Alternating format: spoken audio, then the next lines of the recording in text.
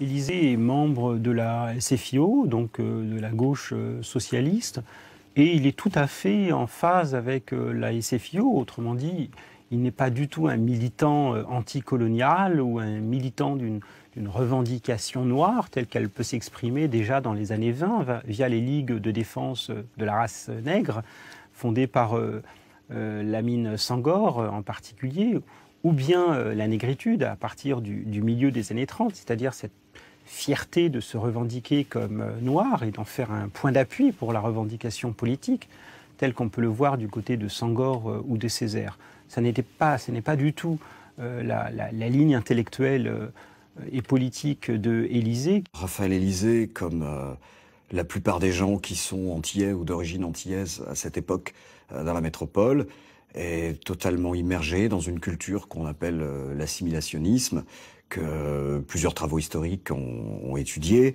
Et cette culture assimilationniste, c'est quelque chose qui est souvent très très mal compris par les gens dans le présent, qui estiment que ceux qui revendiquaient l'appartenance à la France étaient un genre de collaborateur avec le colonialisme, etc.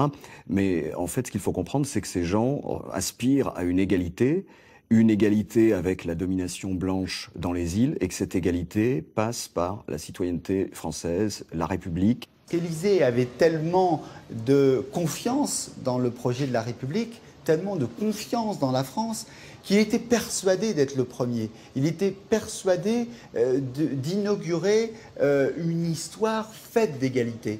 Et il se disait, oh oui, bon, la France n'est pas encore prête, mais je suis déjà maire d'une commune rurale. Alors dans 10 ans, dans 20 ans, dans 30 ans, ils seront 10, 20, 30, 50 à pouvoir occuper des postes de responsabilité.